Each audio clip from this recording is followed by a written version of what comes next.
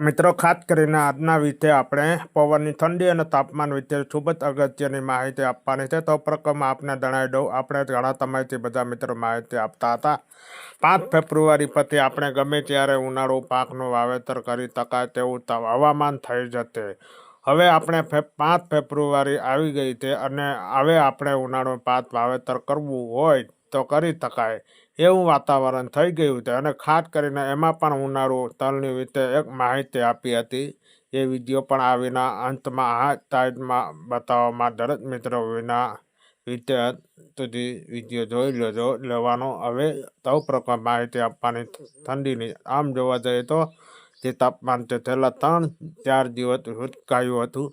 અત્યારે એવરેજ તાપમાન ગુજરાતની અંદર 30ની ઉપર જે ચાલી રહ્યું છે, એટલે જે દિવસનું તાપમાન જે ઊંચું છે, હજુ પણ રાત્રિનું તાપમાન થોડું નીચું જોવા મળી રહ્યું છે. આ ઊંચું તાપમાન છે, વચ્ચે ફરીથી એક વખત દિવસનું તાપમાન નીચે આવે એવી શક્યતાઓ છે. ખાસ કરીને 7 ફેબ્રુઆરી લઈને અને 11 ફેબ્રુઆરી સુધી જે ચેતન રહેશે, 4 દિવસ દરમિયાન ફરીથી તાપમાન 30 ડિગ્રી કરતાં નીચું આવશે અને પછી 11 તારીખ પછી ફરીથી પાછું તાપમાન 30 ડિગ્રીને પાર કરશે. અને હવે નોર્મલ રીતે જોવા જઈએ તો મહત્તમ તાપમાન 30 ડિગ્રી અથવા એનાથી વધારે આગળ રીતે જોવા મળે એવી શક્યતાઓ રહેલી છે. એટલે ખાસ કરીને તાપમાન હવે નોર્મલ થઈ ચૂક્યું છે. ઠંડીનું આપણે રાત્રિના ટાઈમે અનુભવાય છે, દિવસે ઉનાળામાં જેવો અહેસાસ થશે. એટલે ખાસ કરીને રાત્રે શિયાળો અને દિવસે ઉનાળો મિક્સ ઋતુ સામનો આપણે કરવો પડે છે. ત્યાર પછી પવનની વાત છે, તે પવન આમ જોવા જઈએ તો અત્યારે નોર્મલ સ્પીડ પવન ચાલી રહ્યો છે. હજી પણ આવતીકાલે પવન ઝડપ થોડો ઘટાડો થાય એવી શક્યતાઓ છે.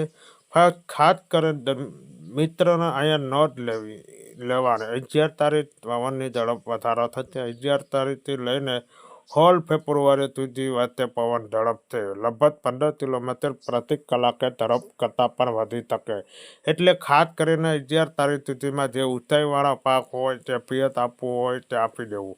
11 તારીખથી આપણે પિયત આપવાનું બંધ કરવું પડશે, નહીંતર ઊંચાઈવાળા પાકને ઢળી પડશે. એટલે તે 11 તારીખ સુધી પવનને નોર્મલ ઝડપથી રહેવાનું છે. 11 તારીખ સુધી પવનની ઝડપથી છે ફરીથી એક વખત વધવામાં જઈ રહ્યા જેની દરેક મિત્રો નોટ લેવાની છે. વિશેષ માહિતી નેક્સ્ટ વિડીયો આપવામાં આવશે. અત્યારે આ વિડીયો અંદર જેટલું પણ શરૂઆતમાં આપણે જણાવ્યું હતું તે આ સાઈડમાં વિડીયો દેખાય ટચ કરી જોજો, એટલે ઉનાળો તલ વિશે સંપૂર્ણ માહિતી મળી જશે. દરેકને મિત્રો વિનંતી છે, આ વિડીયો લાઈક આપીને દરેક ગ્રુપમાં શેર કરવો, યુટ્યુબમાં સબસ્ક્રાઈબ કરજો.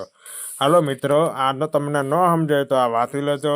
જય જવાન, જય કિસાન.